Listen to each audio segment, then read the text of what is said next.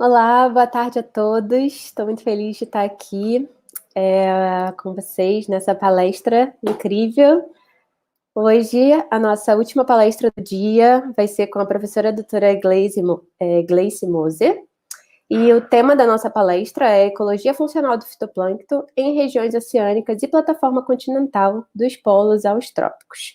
A Gleice é professora da Universidade de Oceanografia da UERJ, desde 2008.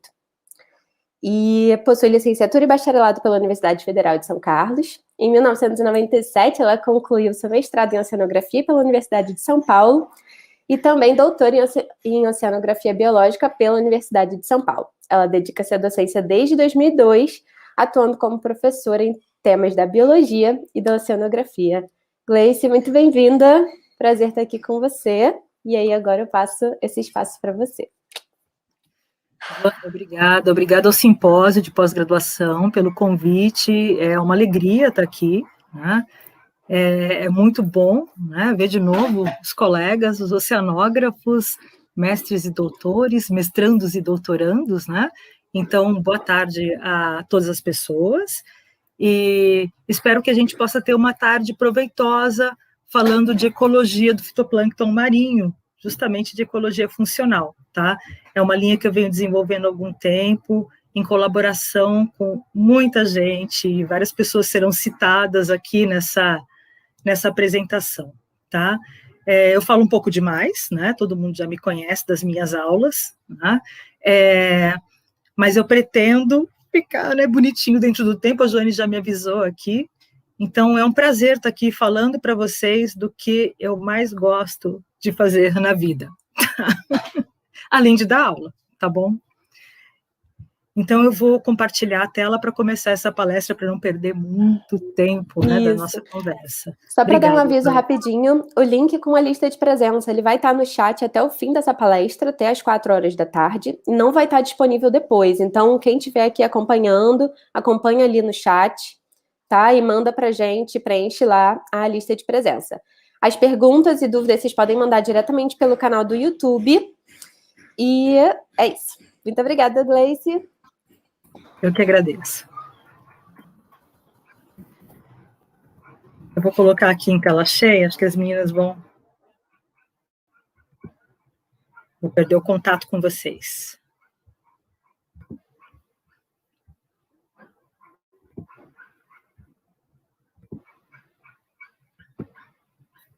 A apresentação está aparecendo, gente? Tá sim, tá aparecendo. Tá? Pode começar. Então tá. Queridos, então hoje a gente vai falar sobre ecologia funcional do fitoplâncton em regiões oceânicas e de plataforma continental. Eu exagerei no espaço, né? Eu falei dos polos aos trópicos. Na verdade, quando eu falo dos polos, os trabalhos foram feitos na Baía do Almirantado, na Antártica. E os trópicos é justamente a província biogeográfica correspondente aos Alísios de Oeste, tá? Considerando as províncias do Alan Longhurst, tá bom? Bom, então, esse é o núcleo base do laboratório, né? Na verdade, a gente tem um monte de gente que entra, sai, faz mestrado, doutorado, iniciação científica, e vários trabalhos aqui realizados dentro dessa temática vão ser apresentados hoje, tá? Então, como vocês sabem, né, meu nome é Gleice Moser, eu sou professora, né, o Senior Scientist, né, dentro do Laboratório de Ecologia e Cultivo do Fitoplâncton Marinho, na Faculdade de Oceanografia, sou do Departamento de Oceanografia Biológica. Eu conto com apoio em toda essa pesquisa do Proatec, Diogo Lanes Mello, oceanógrafo, da doutora Domênica Teixeira de Lima, egressa do programa de pós-graduação, né, do PPG-OCN, e da pós-doc do PPG-OCN, doutora Fernanda Rierhardt Piedras, tá? Todos, esse é o núcleo base, tá? Do Laboratório de Ecologia e Cultivo do Fitoplâncton Marinho. Bom, deixando um pouco mais essa espacialidade, né, do que a gente vai falar hoje, quais são as regiões que a gente vai abordar, os trabalhos que foram feitos por esse grupo de pesquisa. Bom, a gente tem uma certa quantidade de trabalhos aqui na plataforma continental sudeste do Brasil, desde Ubatuba, São Sebastião, até a região de Cabo de Santo Tomé, às vezes um pouco ao norte do Cabo de Santo Tomé, a Foz do Paraíba do Sul, plataforma continental, quebra de plataforma e algumas baías. E daí eu destaco Baía de Guanabara, Baía de Sepetiba e Ilha Grande, tá? Um projeto que foi muito interessante, foi um grande presente, né, que foi a bordo do Vital de Oliveira, da viagem inaugural, que é a Comissão Força, Falling Ocean Rings in the South Atlantic, né, e foi justamente um cruzeiro que a gente fez avaliando, né, a estrutura do fitoplâncton em 3 vórtices diferentes idades, tá?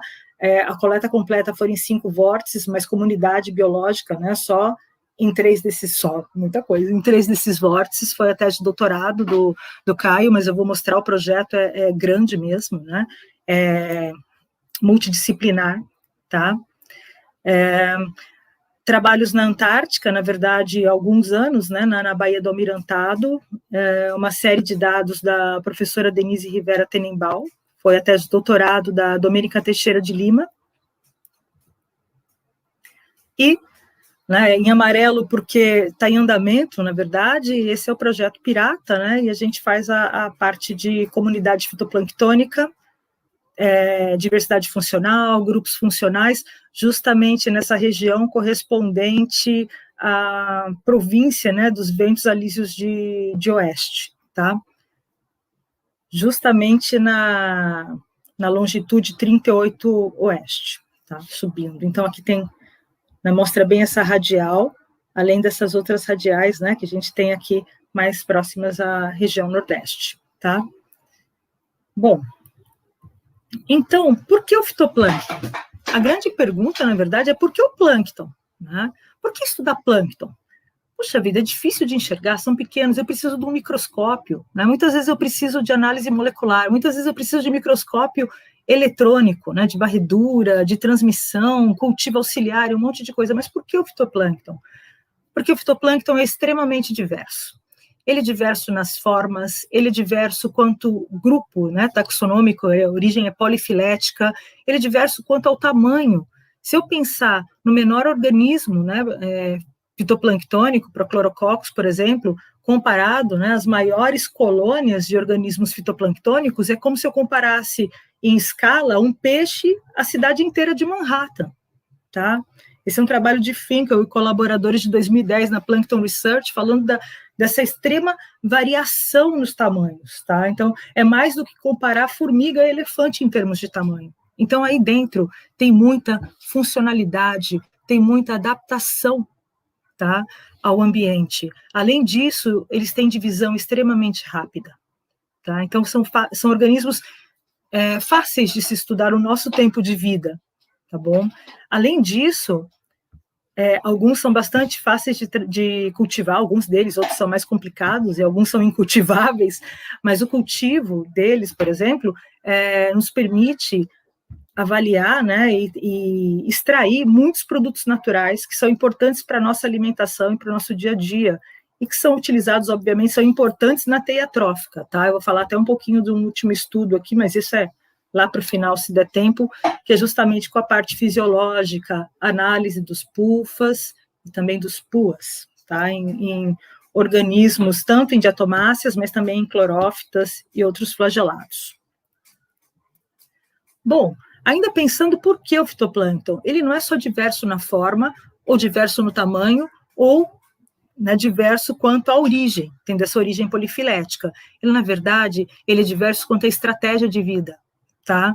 Então, diferentes modos de nutrição, autotrofia, mixotrofia, parasitismo, e até mesmo, né, quando eu falo em mixotrofia, predação. E se eu expando para o plâncton todo, eu tenho organismos que são saprotróficos, relações simbióticas, relações com todas as substâncias que são liberadas por esses organismos, formando, né, uma ficosfera, ou seja, um oásis de vida em torno de colônias e de células individualizadas também de organismos fitoplanctônicos.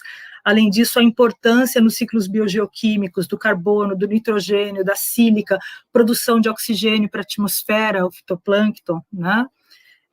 Fluxo de carbono para os fundos, a bomba biológica. Então, quer dizer, como não estudar o fitoplâncton, como não estudar o plâncton, é imprescindível para qualquer tipo de modelo biogeoquímico, modelo trófico. Se a gente quer compreender o ecossistema e o funcionamento dos ciclos no planeta Terra, a gente precisa conhecer os primeiros níveis da teia trófica no oceano. Mas com toda essa diversidade tão linda, de formas, de tamanhos, evolutiva, não é? Com toda essa diversidade, qual a vantagem de se trabalhar com grupos funcionais? Por que eu quero agrupar toda essa diversidade em grupos funcionais? Qual a ideia do grupo funcional? O objetivo de se agrupar, né, os grupos funcionais, é tentar prever as distribuições e dinâmicas dessas comunidades, dessas populações fitoplânctônicas naturais. O que é um grupo funcional? Um grupo funcional ele é formado por espécies de origem, né, polifilética, que respondem de forma similar a um determinado conjunto de condições ambientais. Essa é a definição do Reynolds e colaboradores de 2002, tá? Quais as vantagens e as aplicações de se agrupar esses organismos tão diversos em grupos funcionais? Bom, primeiro, torna mais fácil a comparação de comunidades, tá? Sem a necessidade de lidar individualmente com cada uma das espécies. Claro que, dependendo da sua abordagem, não funciona grupos funcionais. Você tem que fazer uma taxonomia bem resolvida. Além disso, não existe grupos funcionais se você não identifica, tá? Então, taxonomia é essencial, tá bom? E qual é a outra grande vantagem? É, na verdade, buscar essa previsibilidade das associações como ferramentas para tomadores de decisões em diferentes escalas espaciais e temporais, tá? Para isso, né, os pesquisadores vêm desenvolvendo diferentes modelos. Toda a história da gente conseguir organizar o fitoplâncton, né, e até aí colocando dentro do fitoplâncton organismos mixotróficos, tá? E quando eu falo às vezes de plâncton de forma geral, estou falando inclusive de organismos heterótrofos, né? Modelos com diferentes números de estratégias, tá? Sempre uma vontade do ser humano conhecer, classificar, padronizar, para compreender. Tá? Então, toda essa evolução dos modelos tem muita relação com a nossa forma de pensamento ao longo do tempo e de conhecimento desses grupos. Os primeiros modelos foram modelos de duas estratégias, tá? Onde a gente pegava a comunidade fitoplânctônica, né, e associava ela a duas estratégias, ou estratégia R ou estratégia K. A estratégia RK, obviamente, ela não foi desenvolvida para o fitoplâncton, ela é uma estratégia, né, ela é de 1964, de MacArthur e Wilson, né, é de ecologia terrestre, depois foi aplicada a animais, tá, e por Margalef, né, desenvolvida toda essa discussão, considerando dois grandes grupos de estratégias adaptativas. A estratégia R, onde eu tenho organismos com células pequenas, que tem alta relação superfície e volume, quer dizer que eles podem viver com baixas concentrações de nutrientes, alta taxa de crescimento, tempo de vida. Esse tempo de vida curto é a questão da estratégia R, tá? Nem sempre aplicado ao fito, né? Alta taxa metabólica e ocorre em ambientes variáveis e imprevisíveis. Eles maximizam os recursos para divisão celular, no caso do fito. A estratégia K, né, seria o oposto disso. A gente está falando em células grandes, com baixa relação superfície e volume, taxas de crescimento menores, né, alta habilidade de estocar recursos na célula. Os recursos, então, não são alocados para divisão celular, mas sim, né, para estocagem de nutrientes dentro da célula. Ocorre em ambientes mais estáveis e eles maximizam o aproveitamento de recursos e a capacidade competitiva. Tá? Então, quem usa melhor os recursos se estabelece. Bom, essa estratégia, esse modelo de duas estratégias foi muito utilizado, né, por Ramon Margalef, viveu entre 1919 e 2004. Ele publica, né, em 1978, ele publica esse primeiro artigo falando, né, da mandala, Life Forms of Phytoplankton as Survival Alternatives in an Unstable Environment. E ele propõe um modelo, né, onde você tem uma sucessão de organismos R estrategistas, aqui representado pelas diatomáceas, para organismos K estrategistas, representados pelos dinoflagelados, tá? E passando por coccolithoforídeos ao longo dessa sucessão. Essa sucessão, ela está associada, na verdade, ela está relacionada a diferentes regimes de turbulência e a diferentes regimes de concentração de nutrientes. Então, alta turbulência e alta concentração de nutrientes favorece o predomínio de diatomáceas R estrategistas, enquanto a baixa turbulência e a baixa concentração de nutrientes de dinoflagelados.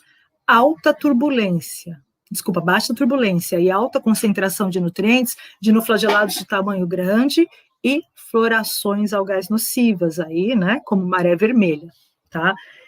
Esse modelo, ele foi desenvolvido, né, essa ideia da mandala de Margalef, ela foi desenvolvida para o ambiente, considerando o ambiente sem limitação por luz. Em 2016, Patrícia Glibert, ela publica um trabalho, né, que é a Mandala Revisitada, onde ela incorpora 12 dimensões diferentes nessa mandala, incluindo a fisiologia nutricional e também a resposta à intensidade luminosa na coluna d'água. Olha como evoluiu, né, quando a gente fala de 78 para 2016 essa ideia. Quanto mais a gente conhece, mais a gente elabora e compreende. Ainda aplicado? Sim, ainda aplicado o modelo de 2 estratégias também é. Tá? O modelo de 3 estratégias, ele, na verdade, é baseado no modelo proposto por Grime, de 79, que propõe essa divisão da estratégia K em 2 grupos, C e S, resultando, então, num modelo chamado de CSR. Tá? Reynolds aplica isso para organismos aquáticos, para o fitoplâncton, principalmente, inicialmente em água doce, depois ele tem trabalhos com Esmaida também, com organismos marinhos. Mas em 1988, né, mas todo o desenvolvimento dessas estratégias CSR, desses modelos, foi justamente inicialmente aplicado à água doce e todo o desenvolvimento, né, deles em água doce. E atualmente a gente vem utilizando também em ambiente marinho, mas tem uma discussão que a gente vai fazer aqui, tá? Bom, então a gente tem os C estrategistas, que são estrategistas invasores, são indivíduos pequenos com alta razão, superfície e volume, alto requerimento de luz, crescimento rápido, adaptados, né, à plenitude de recursos, luz e nutrientes, e equivalem à seleção R. Então, exemplo, clorela, rodomonas, tetracelmes. S-estrategistas. Os S-estrategistas são os estresse tolerantes. São indivíduos geralmente grandes, né, eles são grandes nessa classificação, baixa razão, superfície e volume, então quanto maior a célula, a não ser que ela seja alongada, que é o caso dos R-estrategistas, né, menor vai ser a relação superfície e volume. Então são indivíduos grandes, com baixa razão, superfície e volume, alto requerimento de luz, o crescimento é lento, e são adaptados à deficiência de nutrientes, tá? Eles toleram baixas concentrações de nutrientes. Equivale, então, à relação K. Então, a gente tem como exemplo o peridínio, né, e microcistes, que é uma cianobactéria, peridínio dinoflagelado. Aqui, Ceratocoris, bem oceânico esse aqui. R-estrategistas. Os R-estrategistas são chamados também de ruderais, são estrategistas distúrbio tolerantes. Então, são indivíduos grandes, com alta razão, superfície e volume, baixo requerimento de luz, crescimento rápido, adaptados a ambientes ricos em nutrientes e túrbidos. Então, a gente já imagina eles em ambiente costeiro, mas não quer dizer que só tenha R estrategista, tá? E eles equivalem tanto à seleção R quanto K, né? E a gente tem alguns exemplos, Planctotrix, Asteronella, Asteronelopsis agora, nunca sei se mudou de nome, se é sinônimo, tem que olhar lá no Audibase. Quetóceros. Então, a razão, superfície e volume, embora eles sejam indivíduos grandes, a razão, superfície e volume é alta. Por quê? Geralmente ela é otimizada, são alongadas as células, tá? Então tem uma otimização dessa relação superfície e volume, por isso altas razões, superfície e volume, mesmo se tratando de células grandes. Bom, existe uma variedade de formas, tá? formas esféricas, elipsoide para o lado, formas mais próximas a cilindros, formas mais próximas a paralelepípedos, né? A uma caixa retangular. Então, como a gente aproxima tudo isso matematicamente? Como é possível calcular superfície e volume? Porque até agora que vocês viram que tanto na estratégia, né, KOR, superfície e volume é importante. Na estratégia, né, considerando 3 estratégias adaptativas do modelo CSR, também a gente tem uma relação bem interessante com superfície e volume, e essencial, né, o tamanho dos organismos. A gente vai falar, né, do tamanho, da máxima dimensão linear, do volume e da superfície, da relação superfície e volume, como traços chamados de traço mestre, um traço que consegue, ele faz com que você possa compreender vários outros traços a partir dele, tá? Então, como a gente transforma essas formas tão lindas em matemática? Bom, existem vários artigos, né? São justamente sobre a formulação matemática para cálculo, tanto da superfície quanto do volume. A gente costuma utilizar isso, vários artigos, né, nessa linha para calcular a superfície e volume desses organismos, usam, né, o artigo de Sun e Liu, tá? Está citado aqui, é de 2003. Tá? Tem um trabalho bastante interessante também para o Mar Báltico, da Olenina, que é um livro, né, com várias formas ali, e com essa relação superfície e volume. Tá? É bem interessante para comparação também. Bom, então eu tenho um monte de formas que são traduzidas em superfície e volume, né, em valores de superfície, em valores de volume, na razão superfície e volume, e ainda na máxima dimensão linear do organismo, tá? Então, como relacionar superfície e volume, máxima dimensão linear? Bom, esse é o intaglio de Reynolds, tá? E aqui é um artigo publicado em 2012 pela Catarina Alves de Souza e colaboradores, onde ela trabalha com as diatomáceas, né, de um fiord lá no Chile.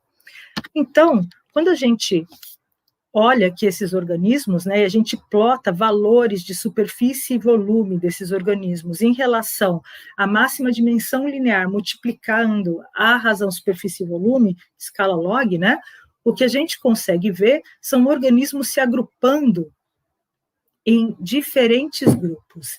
Essas linhas aqui são justamente os dados de corte, né, para a gente falar, esses são estresse tolerantes, esses são estrategistas invasores, essas são as ruderais, com aquela classificação, né, que a gente falou das 3 estratégias adaptativas, tá?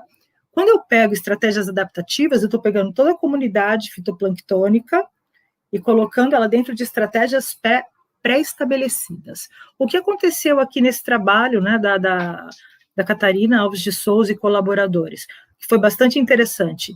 Ela esperava encontrar as diatomáceas espalhadas em todas essas estratégias, e ela observa algo bastante interessante, todas como R-estrategistas, as que ela observou.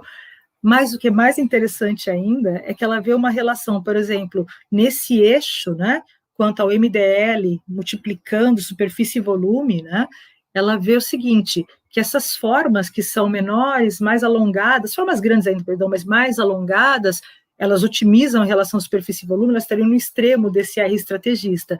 Células maiores e isoladas, elas estariam mais próximas a essa divisão entre o R, o C e o S, tá?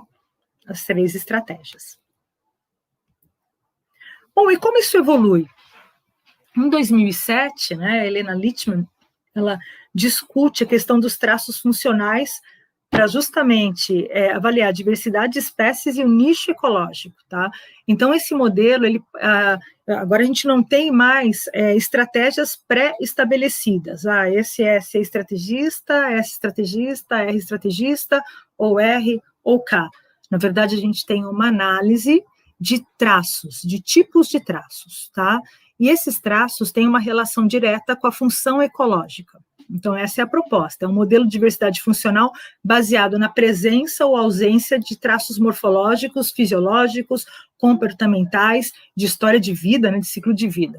Então, a gente tem o tamanho celular, o formato celular, como traços que nos dão, né, pistas sobre reprodução, aquisição de recursos e até sobre, né, adaptações para evitar a predação. Tamanho celular, formato celular. Formação de colônias também é um traço muito interessante. Então, o que a gente vê é que esses traços morfológicos, notadamente tamanho celular e formato celular, eles são traços que são chamados de traços mestres, porque eles nos trazem outras informações. Daí eu vou para os traços fisiológicos, então síntese de proteínas, fotossíntese, aquisição de nutrientes, requerimentos nutricionais, fixação de nitrogênios diazotróficas, cianobactérias diazotróficas, produção de toxinas, tá?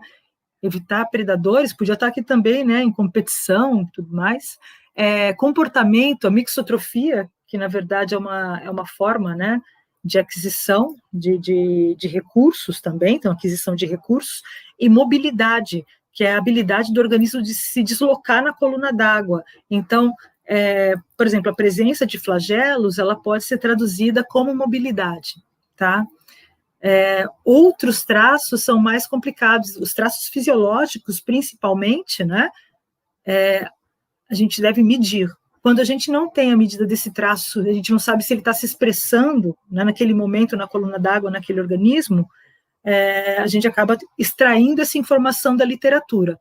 Muito do que eu vou mostrar aqui para vocês quanto à produção de toxinas, na verdade a gente coloca como formação de Rabbs, ela vem da literatura, tá? Quanto à mixotrofia também, dados da literatura. O ideal é conseguir medir se o organismo está produzindo naquele momento. Então, isso envolve ainda mais trabalho, claro, e às vezes num cruzeiro oceanográfico com tanto, né, que onde a água é limitada principalmente, a gente tem essas questões mais complicadas para se analisar experimentalmente, tá? A bordo, por exemplo. E história de vida, né? Seria reprodução assexuada, sexuada, estágios de resistência, presença, ausência de cistos, né, naquela espécie. Bom, então toda essa questão dos tipos de traço se traduzem, né, em diferentes índices de funcionalidade. Desculpa, não peguei água. Então, diversidade funcional. Eu vou, na verdade, passar para frente e depois voltar aqui, porque eu quero mostrar uma coisa antes para vocês. Fiz um errinho aqui na apresentação. Obrigada. Tá? A gente, para conseguir, né, avaliar esses traços funcionais, o que a gente faz? Uma tabela, onde eu tenho aqui, né, na primeira coluna, as espécies observadas. Isso aqui é só um exemplo, tá? Todos os dados que eu vou apresentar para vocês, eles contêm minimamente esses traços, além de outros, tá? Mas minimamente esses traços. Então, presença, ausência de sílica, forma colônia ou cadeia. O MDL, ele pode ser um traço que eu coloco, por exemplo, um valor, né, relacionado ao principal grazer, por exemplo, ao principal herbívoro que se alimenta dos organismos, e posso colocar presença, ausência, traço maior ou menor, né, tamanho, máxima dimensão linear maior ou menor, ou posso colocar o valor aqui, isso é um traço numérico, não tem problema, pode ser uma tabela mista, com presença e ausência e valores numéricos. Presença e ausência de RAF, de vacúolo desenvolvido, de flagelo, até agora tudo possível de observar, né? Se o organismo é estritamente autotrófico, estritamente heterotrófico, a gente acaba pegando muito da literatura, se é descrita mixotrofia para aquele organismo, então são características que a gente está colocando aqui, são os traços. Se você observou ou não estágios de resistência, se na literatura ele é um organismo, né, indicado como uma microalga, um organismo fitoplanctônico capaz de formar florações algais nocivas, tá? Entre outros traços, eu posso colocar aqui se é diazotrófico ou não, né? E essa tabela cresce ainda mais, tá? Então, a partir dessa tabela e de uma outra tabela, onde a gente coloca exatamente esses organismos aqui, tem que ser igualzinho à primeira coluna, e aqui a gente coloca justamente as estações nossas de coleta, variação espacial, temporal, o que for, e os valores de densidade, célula por litro, célula por mililitro, tá? Bom, então, a partir dessas tabelas, agora vamos de trás para frente, ó. Bom.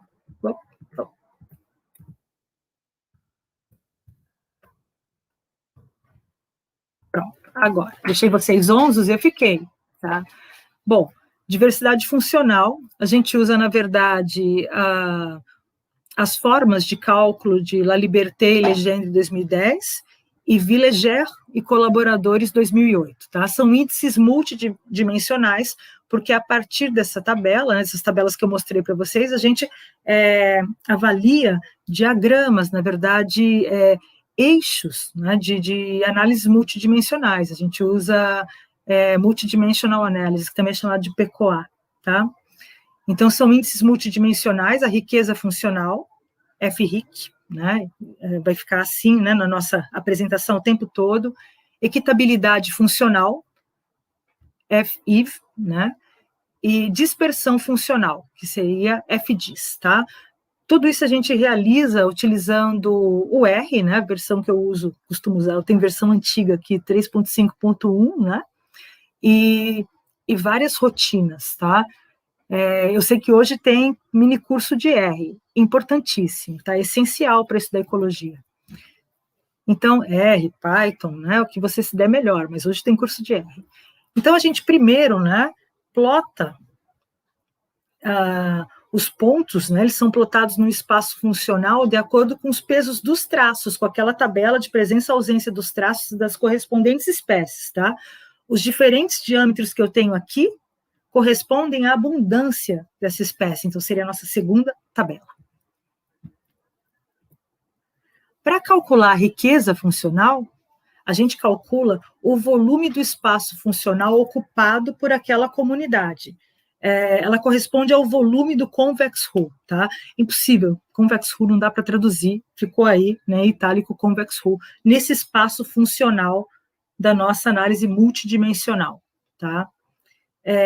Não tem para riqueza funcional um limite inferior ou superior, tá? É diferente, por exemplo, da equitatividade funcional, que é um número entre 0 e 1, como a equitatividade de Pelot, também entre 0 e 1. E é analisada da mesma forma.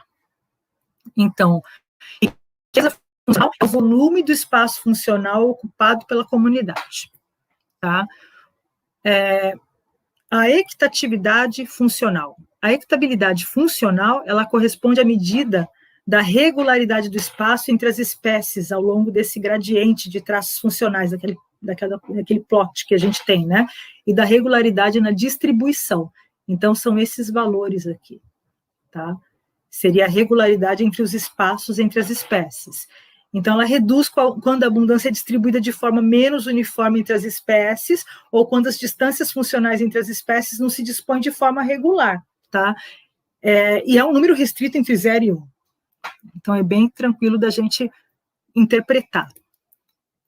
E a última, não menos importante, é a dispersão funcional, que tem uma relação com o peso que a abundância tem daquela espécie. Tá? Então, é uma média ponderada nesse espaço multidimensional desses traços. É a distância de cada espécie do centroide daquele grupo. Tá? Então, digamos que eu tenho um grupo aqui, né, tá bem estabelecido, vocês vão ver, né, isso plotado em diagramas e vão ver como esses grupos se distribuem. Então, quanto maior a abundância, mais importante é aquela espécie dentro dessa dispersão funcional. Então, mais próxima ao centroide ela é, tá? Então, também não apresenta um valor superior um limite superior de valor. É isso que eu falei para vocês. Então, a gente tem duas matrizes. Uma matriz é a matriz de traços funcionais. Então, esse é um problema, escolher os traços funcionais bem escolhidos. A gente geralmente usa como base bibliográfica para escolher esses traços funcionais os trabalhos da Helena Lichtman, né? E os trabalhos que vêm depois, né, desses estudos. E a abundância das espécies. Duas matrizes, tá? E daí, né, através desses índices multidimensionais, eles são todos baseados na distância euclidiana e no escalonamento multidimensional não paramétrico, que é o NMDS, né, desses traços para acessar diferentes aspectos de diversidade, riqueza funcional, equitatividade funcional e dispersão funcional, tá? Então, essas medidas nos trabalhos que eu vou apresentar a seguir, eles foram todos calculados dessa forma, tá?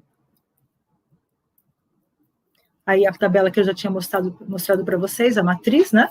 E agora falando um pouquinho do que é desenvolvido aqui no PPG-OCN, Então, começa com o trabalho da Plataforma Continental do Rio de Janeiro. Os primeiros estudos, a gente começou com modelos de 3 estratégias, e daí a gente tem aqui 3 dissertações que se uniram, né, trabalhando em conjunto para 2 artigos. Então, a primeira aqui é da Natália Oliveira de Castro, né, a dissertação PPG-OCN número 12, da Mariana Chagas Braz, PPG-OCN 25, e do Robson Alves de Souza, Takanohashi, coloquei ele de parente da Catarina, né, que é o número 34.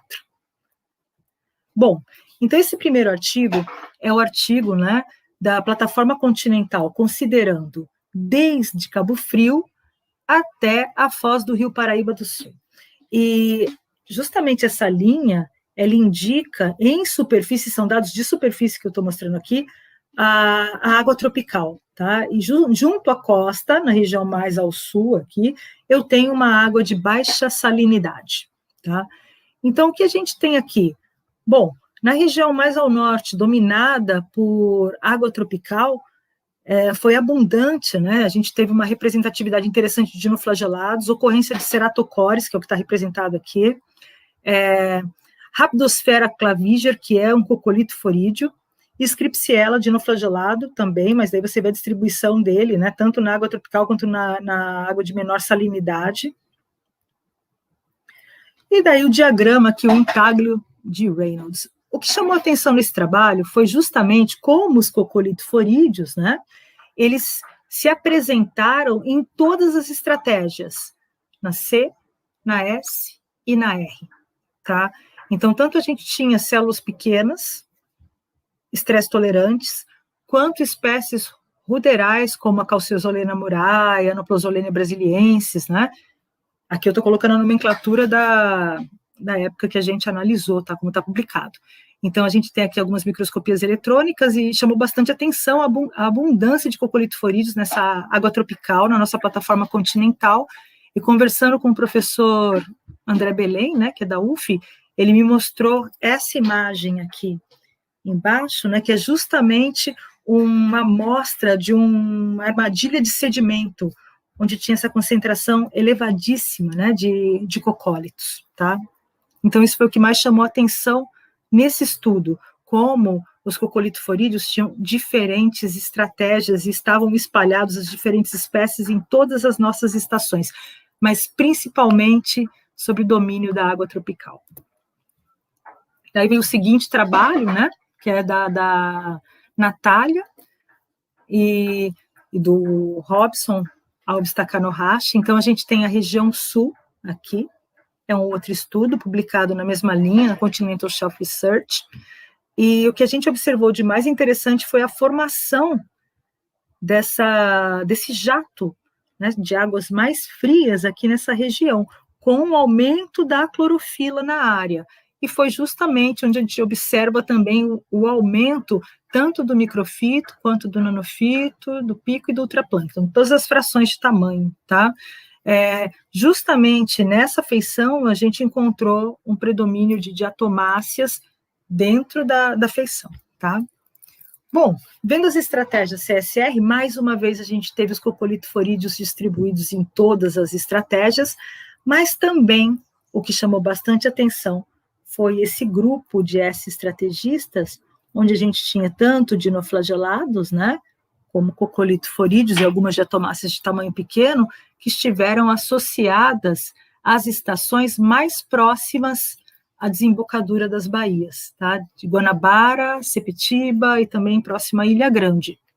Bom, a Natália seguiu outro rumo no doutorado dela, não outro, na verdade um rumo complementar, onde ela usou o mesmo conjunto de dados, mas onde ela faz um levantamento sobre políticas públicas, justamente sobre o manejo de florações algais nocivas, porque nessas estações mais próximas à Bahia, as baías chamam bastante atenção a densidade de dinofíses, de espécies de dinofíses, que é um dinoflagelado potencialmente produtor de toxinas diarreicas, tá? Então, ela fez esse trabalho e ela faz um levantamento de 10 anos de publicações, mas não só as publicações, ela busca notícia de jornal, ela busca literatura marrom, ela faz um levantamento tremendo nesse trabalho, né, de doutorado dela, e ela identifica o Rio de Janeiro como um hotspot para florações algais nocivas. e algumas das florações que ela discutiu que poderiam ocorrer, ocorrem na sequência, né, no tempo. Parecia uma bola de cristal o artigo.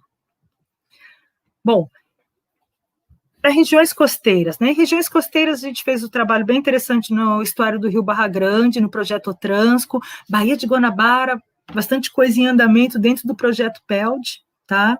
E Baía de Camamu, na verdade, foi uma colaboração com a professora Mariângela Menezes, do Museu Nacional, e o grupo de fitoplâncton da UFBA, com, na época, né, era doutoranda, a Ellen atualmente é doutora, pós-doc também, do PPG-OCN, fez um trabalho lindo, o doutorado dela é muito bonito. E o que foi mais interessante, chamou mais atenção para a gente nos trabalhos de região costeira, é como a turbulência, né, e a salinidade, a estratificação, foram importantes para mudar a estratégia e aumentar ou diminuir a diversidade funcional, tá? Então, aqui a gente tem o primeiro trabalho, é o trabalho da Suzana, feito só com, foi a monografia dela, de Suzana Leles, só com uma campanha, né, no estuário do Rio Barra Grande. A gente fazia uma estação fixa lá no projeto Transco, e o que ela vê? Ela vê uma comunidade de dinoflagelados, estrategistas e de outros flagelados, que eles ficam como uma comunidade constante, né, ao longo de toda a nossa estação fixa, eles ficaram ali no verão, e à medida que a maré muda, com maior turbulência, maior velocidade da corrente de maré, grupos de R estrategistas são incorporados, tá? Notadamente diatomáceas em cadeia, tá? Continuando esse trabalho, na mesma linha veio a dissertação da Dayana Alves de Souza. Infelizmente eu não tinha foto da Dayana para colocar ali, e a Dayana fez um trabalho muito bonito, publica na Marine Ecology, onde a gente vê o seguinte, aqui é o nosso estuarinho do Rio Barra Grande, lá em Ilha Grande, né, do lado aqui, nosso SEADS, que saudade do SEADS, tá? E aqui a gente tem a batimetria, né, uma região, ele tem como uma soleira, né, na verdade é um estuário de 3 metros, tá? Ele é muito raso, o que a gente esperava era que o vento misturasse ele completamente, e por incrível que pareça, a dinâmica de maré é muito importante nesse estuário. E o que foi mais incrível é que no inverno a barra fechou. Então é como se a gente tivesse feito um experimento sem a dinâmica da maré, tá? Analisando os grupos, a gente aqui analisando simplesmente os traços funcionais, né, uma matriz semelhante àquela de presença e ausência, a gente tem um grupo 1 formado justamente por organismos em cadeia, coloniais, né, também. Então, a gente tem aqui várias diatomáceas em cadeia e cianobactérias filamentosas. O grupo 2, formado basicamente por flagelados, tá? Tem uma chatonela ali, né, gimnodino, então dinoflagelado e outros, né, organismos flagelados. E o grupo 3, justamente por diatomáceas, a grande maioria provenientes de sedimento, que era de se esperar num estuário tão raso. O que a gente tem em relação à principal componente, que foi justamente a altura de maré, foi o que mais diversificou esses grupos. A gente vê justamente que com a maior dinâmica de maré, a gente tem o grupo das diatomáceas, né, formadoras de cadeia, predominando no sistema. Então, a gente tem esse grupo 1 se destacando. Mas o grupo de dinoflagelados, ele coexiste ali. Então, esse grupo foi o de maior, nesse momento, foi o de maior diversidade funcional, tá? Enquanto quando fecha a barra e a gente não tem mais a entrada, nem a dinâmica da maré, correspondeu à menor diversidade funcional e ao maior estresse pelo aumento, né, pela diminuição da salinidade. Então, a gente tem gradientes aí de maré e de salinidade como filtros, né, ambientais, como filtros seletivos, né, como variáveis seletivas desses organismos, desses grupos funcionais. Então, de fato, a gente conseguiu avaliar esses traços e estabelecer uma relação com as variáveis ambientais. Correr, 15 minutos, tá? Bom, então aqui, mostrando, né, o trabalho feito em Camamu, na Baía de Camamu, com a Ellen, na Bahia, né? Então, estuário tropical, de fato, ela tem estação seca e chuvosa em áreas com diferentes intensidades, né, de maré e descarga de água doce. a variação da diversidade funcional, dispersão funcional, e até equitatividade funcional, não foi muito grande a variação, mostrando um ambiente bem estável. Entretanto, os grupos variaram, as espécies variaram, tá? Então, com maior hidrodinâmica, ela também observou um aumento das diatomáceas em cadeia. Agora, indo finalmente para o oceano, tá? Então, Antártica, né? Antártica, eu estou falando aqui da península, né? Antártica, da Baía do Almirantado, na Ilha Rei Jorge, né? E foi o doutorado da Domênica Teixeira de Lima, tá? Foi um artigo publicado na Frontiers in Marine Science. E o que foi mais interessante nesse artigo, né, o que nos motivou? Primeiro, que a gente tinha material para trabalhar da região.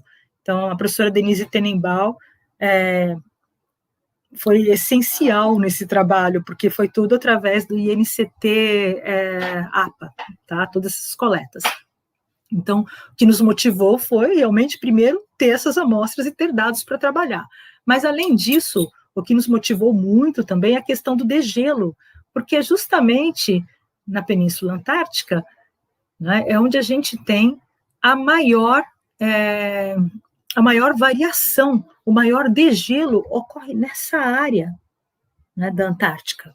Então, nos motivou a avaliar como a comunidade fitoplanctônica, em diferentes momentos, início do verão, final do verão, em diferentes campanhas oceanográficas realizadas na Baía do Almirantado, como isso variou em relação ao degelo. E aí vem, né? Como analisar em relação ao degelo? Daí a gente, analisando os trabalhos, né, a gente viu trabalhos bem interessantes do Molina e colaboradores de 2004, que mostra o aumento de criptofícias, né, justamente quando a salinidade diminui. Isso é confirmado por Mendes e colaboradores em 2018. Mas quando a gente fala em criptofícias, a gente está falando de organismos de um tamanho diferente do que a gente avaliou. A gente avaliou organismos acima de 20 micrômetros. Então, basicamente, né, a gente estava de olho nas diatomáceas, nos dinoflagelados e em flagelados de tamanho maior. Mas o que é muito interessante é esse valor de porcentagem de degelo. Por exemplo, valores acima de 2,25 em termos de porcentagem de degelo indicam degelo intenso, enquanto valores menores não têm influência do degelo, tá? Então, com o aumento do degelo, o que foi observado por Mendes e colaboradores em 2018, numa série temporal, né? Uma análise, em 2013, ele avalia justamente, né, o que eles observam é um aumento das criptofícias, mas um aumento também dos dinoflagelados, tá? Maiores que 20 micrômetros. E a gente observou tendência semelhante, tá? Então, nosso objetivo foi investigar essa estrutura da comunidade microfitoplanctônica, microfito, maior que 20 micrômetros, considerando início e final de verão, né? De 2009, 2010, 2010, 2011, 2013, 2014, 2014 e 2015. Então, a gente considerou isso como 4 cenários, tá? Diferentes. Então, a gente tem aqui a nossa área de estudo, são as estações que são feitas há muitos anos, então vocês vão encontrar vários trabalhos na Baía do Almirantado, né, com essas mesmas estações, tá? Aqui, então, a gente tem as diferentes estações amostrais, indicando onde tem maior, né, degelo.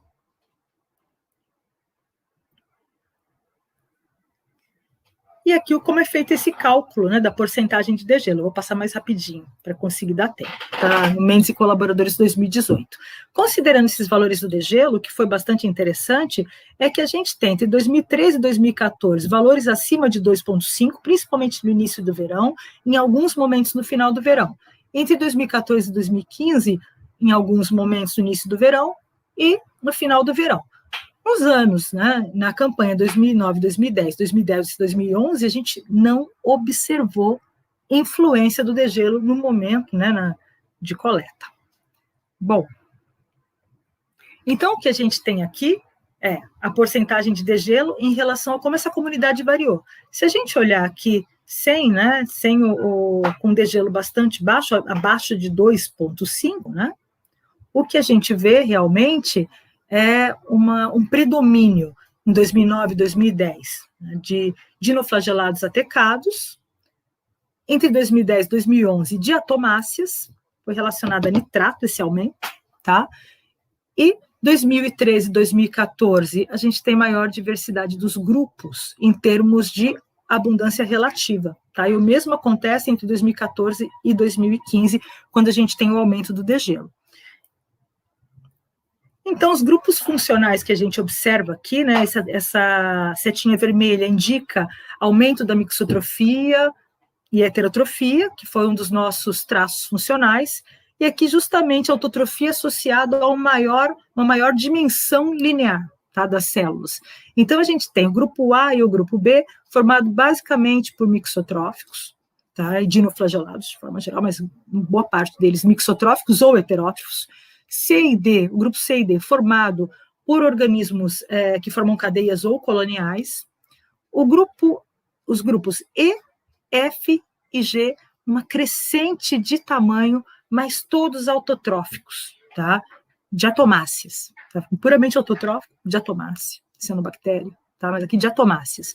Então, a gente vê aqui depois, né, plotando, né, usando aqui a distância euclidiana, plotando os dois, plotando o MDS, o que a gente vê aqui é um plot das espécies, e esses grupos A, B, C, D, E, F, G, eles estão individualizados, tá?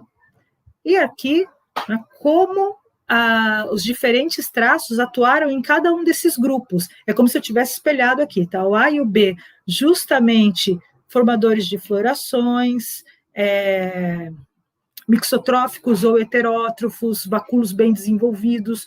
No caso do EFG, a gente tem justamente presença de sílica, que são esses grupos aqui, né? Presença de sílica, de atomáceas, autotrofia, maior dimensão linear, e os grupos justamente D e E, grupos onde a colonialidade e essa otimização da razão superfície e volume foram importantes. Considerando, tá, são grupos, mas eles são grupos funcionais, eles estão associados, né, a gente consegue associar eles a cenários ambientais, e aí foi o mais interessante, sim, tá? A gente tem esses grupos, né, bem relacionados aos diferentes cenários ambientais que a gente avaliou. Então, quando a gente observa o que a gente está chamando aqui de cenário 1, é sem degelo, cenário 2 também sem degelo, cenário 1 com predomínio de dinoflagelados atecados, cenário 2 principalmente com predomínio, desculpa, o 2 está aqui, predomínio de diatomáceas, né?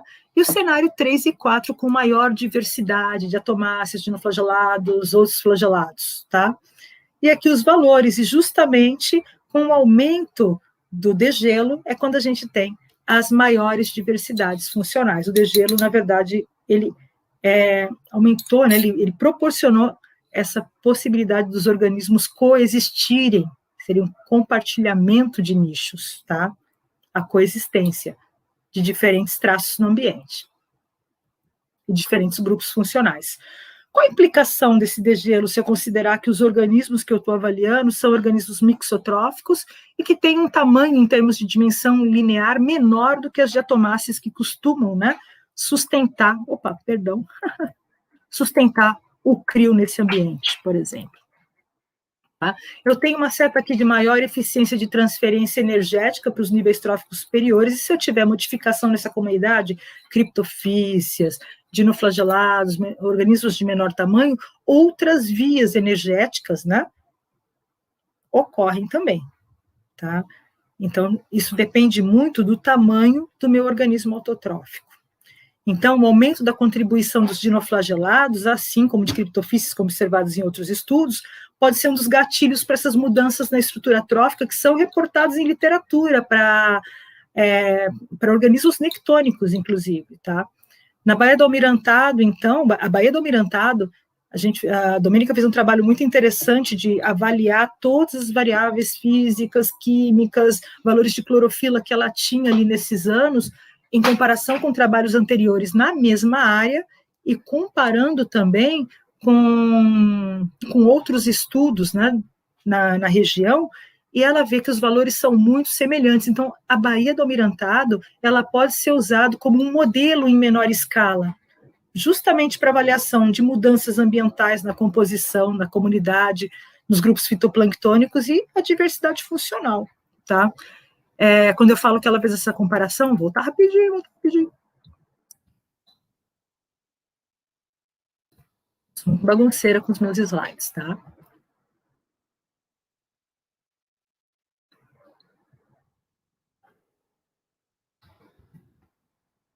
não quer ir. Eu vou. Aqui. Nesse artigo, né, que foi publicado a partir da tese da Domênica, ela faz um levantamento onde ela compara a Baía do Almirantado com mais 10 regiões diferentes na Península Oeste Antártica, e ela avalia dados ambientais, de clorofila, de densidade total do fito, quando existe, né, esse dado, e por isso, né, a gente propõe que a Baía do Almirantado seja considerada como um ambiente, né, em menor escala, para avaliação do que poderia acontecer em áreas maiores, tá, da Península Oeste Antártica. Só tem mais 2 trabalhinhos e eu termino rapidinho.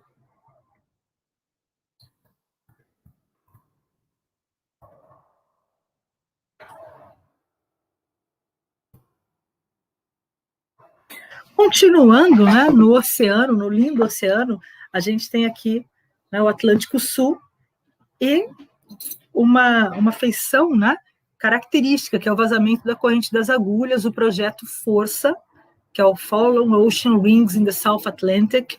Esse foi um trabalho hercúleo, eu vou colocar aqui, né, a equipe toda, foi utilizado para o doutorado do Caio César Ribeiro, que vai apresentar logo mais também, né, tem uma apresentação dele, e resultou nesse artigo também na Frontiers in Marine Science, tá? A participação nesse projeto foi um grande presente, na verdade, foi a viagem inaugural do Vital de Oliveira. Essas são as pessoas embarcadas, a coordenação, né, professor Moacir Araújo, a coordenação dentro da UERJ, professora Letícia Cotrim, tá? E todas essas pessoas embarcadas que fizeram um trabalho maravilhoso, mas todo um trabalho de seguir os vórtices feito aqui em terra, todo o trabalho de levar todo o material do Brasil para a África, tá, para Cape Town, porque foi de lá que saiu o navio, então imagina levar reagente, botijão de nitrogênio líquido sem nitrogênio líquido, todas as caixas, o pessoal do INPE, então foi um trabalho multidisciplinar e multi-institucional. A gente teve a FURG, o INPE, a UERJ, a UFPE e a UFSM, todos participando, tá, desse super projeto. Dentro desse projeto, as hipóteses nesse estudo que eu vou mostrar para vocês agora foi justamente que os vórtices das agulhas atuam como um mecanismo seletivo para a diversidade das espécies fitoplânctônicas, é como um filtro, uma barreira para essa diversidade. E com o aumento da idade dos vórtices, ou seja, vórtices mais antigos e a perda dessa vorticidade, essas feições ficariam mais semelhantes às águas do entorno, e eu não teria mais uma comunidade típica dos vórtices. A questão é o que acontece com a diversidade funcional. E isso foi a nossa grande surpresa. Então, de fato, a gente tem vórtices de diferentes idades, E1, E2 e E5, né? E1, E3 e E5, e o vórtice 1 ele tem maior vorticidade potencial, e se perde vorticidade ao longo, né, desse caminho. São vórtices de diferentes idades, tá? Leva quase 2 anos para um vórtice desse atravessar. Então, quando a gente olha, né, mais de perto, o que é esse E1, E2, E3? Como a gente analisou? A gente tinha uma estação fora do vórtice, chamada estação controle, uma estação na borda do vórtice, uma estação no meio do caminho, que é chamada de meio do caminho, midway, e uma estação no centro do vórtice, coletando para a comunidade fitoplânctônica na superfície e DCM. Caros, a quantidade de água coletada era, assim, 2 litros e meio, e a contagem teve que ser feita de todo esse volume, sedimentado, sifonado e contado em câmaras de 100 ml total, tá? Toda a comunidade. O que a gente teve? O vórtice 1 foi o único vórtice que apresentou, de fato, um aumento de organismos autotróficos, tá? Provavelmente devido à entrada, né, a pouca entrada de nutrientes que a gente teve nessa base da camada de mistura e próximo ao DCM. Tá? Na verdade, estava bem, não teve um DCM muito claro no primeiro, tá bom? O vórtice 3, que foi no meio do caminho, a gente tem justamente o predomínio agora de mixotróficos. Não que não tenha tido no outro, mas você tem uma diminuição dos organismos autotróficos e isso permanece no vórtice mais antigo, que é o vórtice 5.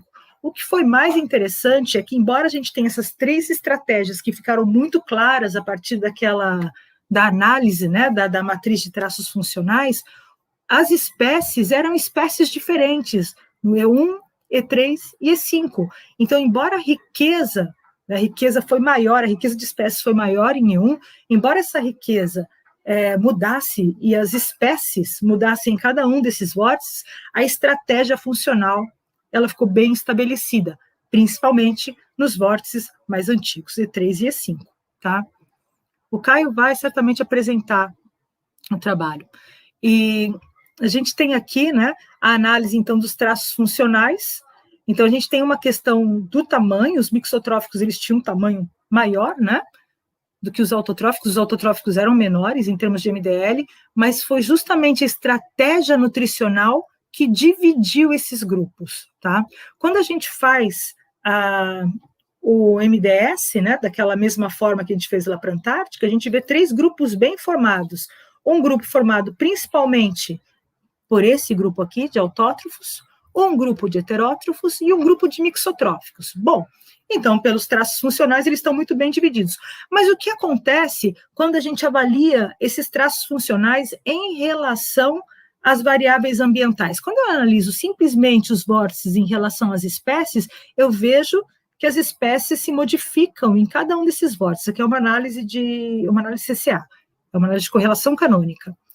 Aqui, nessa outra análise, agora não plotada as espécies, mas sim considerando os traços funcionais, o que a gente tem é uma sobreposição dos vórtices. Eles não diferem quanto à estratégia. Vórtice 1 um pouco mais, tá? Que é esse verdinho aqui. Perdão, que é o azul. Tá? E como foi a variação? A riqueza funcional ela foi mais alta para o vórtice 1 do que nos demais vórtices. Considerando, né, a equitatividade, a diversidade funcional, né, e a dispersão, a gente tem uma diversidade funcional ligeiramente mais alta para o vórtice 1, mas ela não foi muito diferente, o que mostra a estabilidade, tá? Uma boa estabilidade, da mesma forma que a gente viu lá em Camamu, costa e o meio do Atlântico, bacia, tá? Isso justamente porque, embora tenha diferentes grupos representados aqui, diferentes espécies, e aqui a gente está em grandes grupos, mas as espécies têm bastante variação, e daí o artigo tem, né, para cada vórtice, a lista completa de espécies, foram 111 espécies observadas, tá? Dessas, 80 e tantas foram dinoflagelados, a gente tem um predomínio de mixotrofia, notadamente nas estruturas mais antigas. Então, aí é só, né, colocando esse resumo. O que aconteceu? Essa é a figura de discussão desse artigo. No vórtice 1, né, na estrutura 1, o que a gente tem? Tinha um pouco mais de nutrientes, pouca coisa, tá? Mas tinha mais nutrientes. A riqueza de Margalef, em termos de riqueza de espécies, foi maior. A equitatividade não mudou muito, mas no caso da riqueza funcional, ela também aumentou. Vai começar aqui a obra. E logo a gente teve complementariedade de nichos. À medida que o estresse aumentou, e qual foi essa condição de estresse? Principalmente a diminuição da vorticidade, diminuição extrema da concentração de nutrientes, e daí a gente tem no vórtice mais antigo, que foi mais semelhante, né, à nossa estação controle, organismos que se adaptaram, predominâncias, né, de espécies de dinoflagelados aí.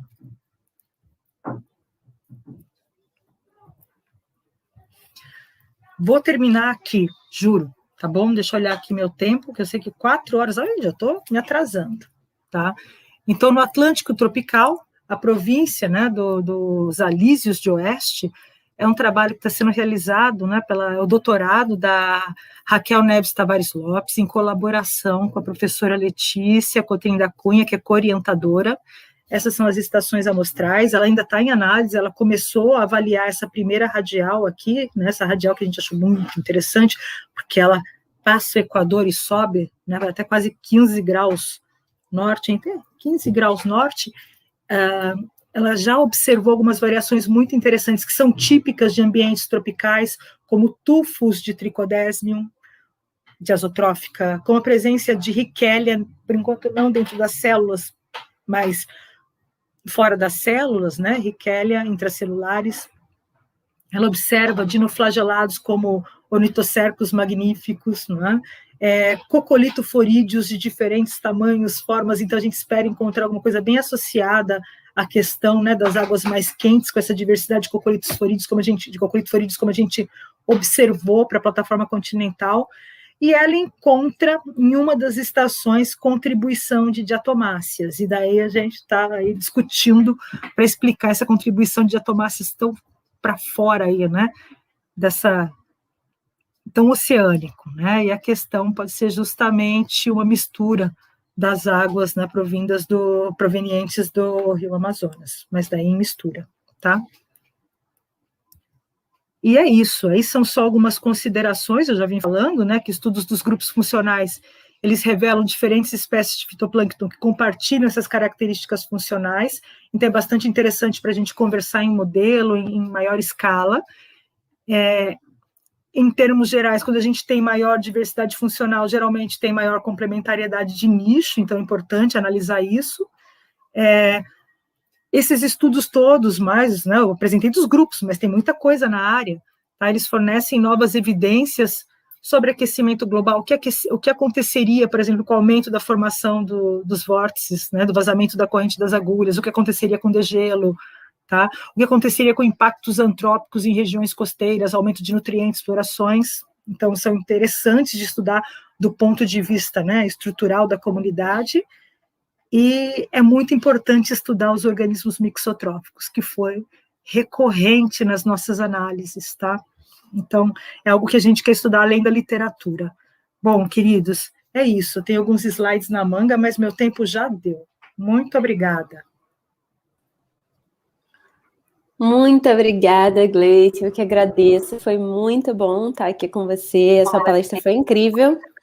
Infelizmente, a gente não tem tempo para as perguntas, mas, enfim, foi muito popular, a galera super comentou, participou, te elogiaram, então queria te agradecer por estar aqui com a gente. E, pessoal, lista de presença está aí no chat, a gente vai finalizar agora, é importante que vocês preencham, porque não vai estar disponível depois. E também chequem os minicursos, que ainda vão acontecer hoje até 10 horas da noite. E temos agora, a partir de 4h15 da tarde, a segunda sessão de apresentações de trabalho. Também vai ter lista de presença rolando lá, e é importante que vocês participem, prestigiem a galera que manda o trabalho pra gente. É isso. Louca para responder, tem vários aqui do Acácio, olha lá. Sim, a galera adorou, foi ótimo, foi muito bom mesmo. Eu falo muito, que tristeza, mas tem muita coisa, tem mais um monte de slide aí que eu cortei. Sim, eu acho que, se eu não me engano, essas apresentações vão ficar gravadas e vão estar disponíveis depois lá no YouTube, então, se alguém quiser, pode comentar e depois a gente vê se consegue que a Gleice responda. Passa meu e-mail para pergunta, não tem problema nenhum. Pode mandar, que eu gosto de discutir. Então tá ótimo. Foi um prazer, Gleice, muito obrigada de novo. Desculpa, vocês sabem que eu sou faladeira. Nossa, nada, a gente amou, foi ótimo. Obrigada, um beijo, boa tarde. Beijo.